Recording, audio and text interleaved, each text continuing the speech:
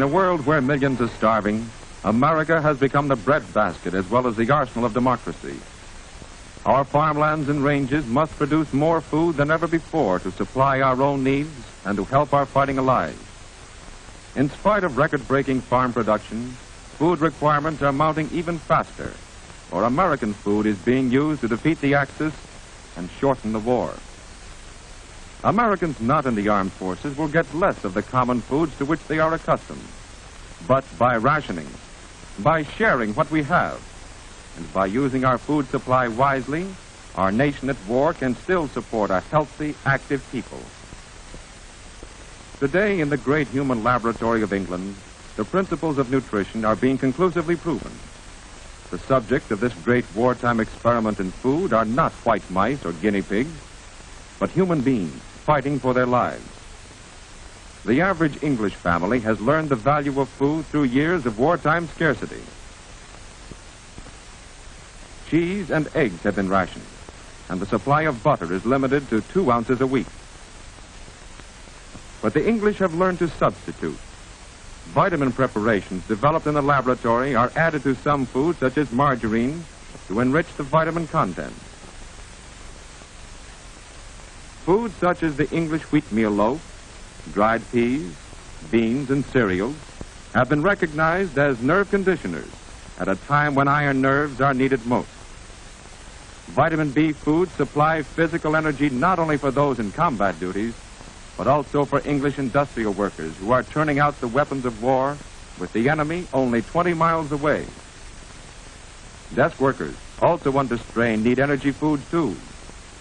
Vitamin D foods such as margarine, herring, and sardines are widely used by adults in England. Cod liver oil and milk are distributed in special rations for children only.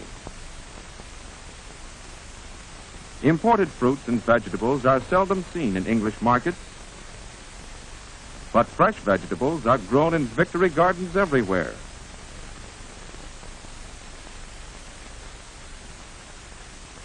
Old and young alike are mobilized for the job, so that the home production of food in Britain has almost doubled.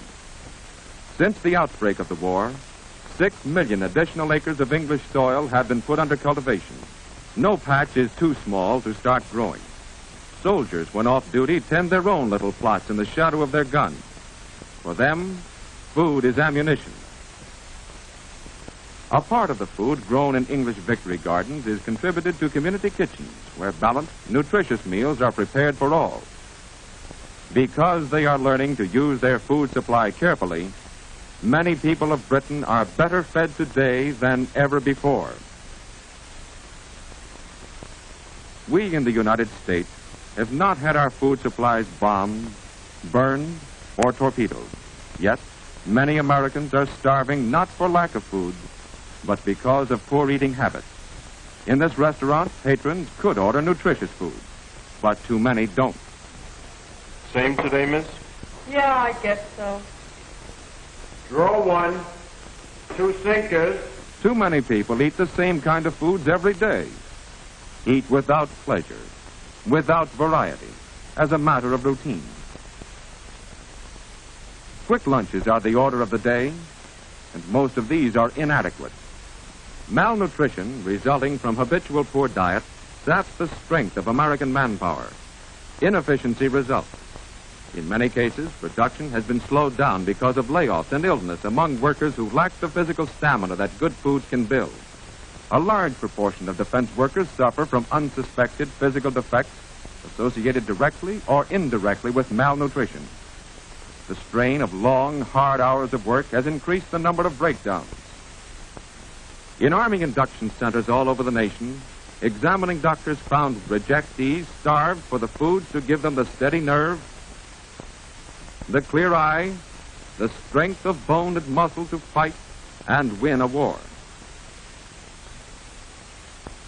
Today, through the work of government and other agencies, millions of American workers are learning the simple facts of proper diet and a nationwide nutrition program. Dr. Thomas Parent, Surgeon General of the United States Public Health Service. Good nutrition and good health are inseparable. No one can do his full part in the war effort without good health. Realizing this fact, Government agencies have joined in a national nutrition program and are working with your state, county, and city nutrition committees in their attack on local nutrition problems. You can help just by helping yourself to the right food. Make a real effort to choose a nutritious diet every day. To do this, every citizen should have a down-to-earth working knowledge of modern nutrition. Resolve now to study the daily nutritive requirements recommended by the National Nutrition Program. Study, too, the nutritive values of the many foods now available. You can be well nourished by planning your daily diet carefully, by using wisely the many nutritious unrationed foods, and by using your full share of ration foods. Every one of us must do this, for today we have no choice. War demands that no one waste food.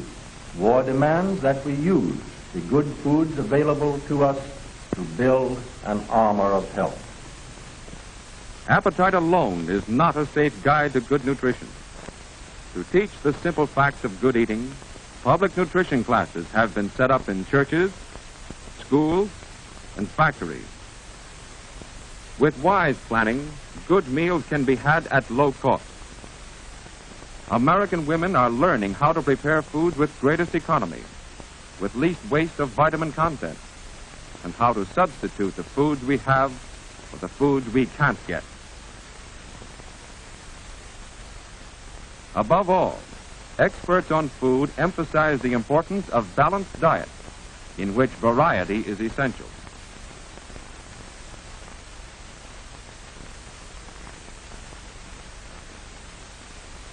Every American worker should have 3 square meals each day, including foods such as milk and foods made with milk, eggs or other protein foods, and vitamin B foods such as cereal and whole wheat or enriched white bread.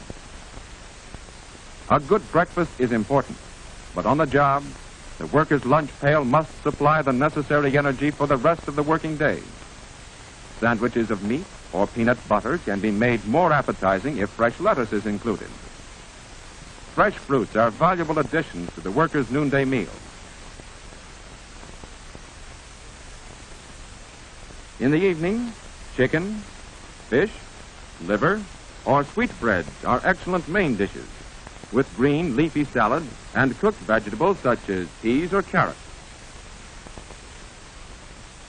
Milk, fruit, and vegetables are basic protective foods for Americans working longer, harder hours in offices and factories. To keep up health and morale, many war plants have set up central food kitchens to prepare appetizing, nutritious meals for the men who build the ships and make the guns. Whole wheat and enriched white bread are used in sandwiches with cheese, peanut butter, and different kinds of meat. The average worker needs twice as much green vegetables and fruits as he now consumes. So on the menu of most kitchens are vegetables such as carrots, spinach, cauliflower, and lima beans, and other inexpensive and often overlooked dishes such as squash, parsnips, and hot soups and stews, rich in many food essentials. Good foods can increase the worker's efficiency on the job, reduce accidents, waste, and absenteeism due to inadequate diet. The men of our armed forces eat 1/4 more food than they did in civilian life. And in the same way, workers transferring to war jobs from less strenuous work need better food and more of it. At work or at home, in restaurants and cafeterias, in their selection of foods, American workers choose the way to good or to poor health, build or undermine the strength of our nation. Eventual victory in this war may depend on what we eat. And given the national will to do it, we can build here in America a tougher, more vigorous nation. A nation with better morale and greater strength of mind than the world has ever known. Food can build a new America.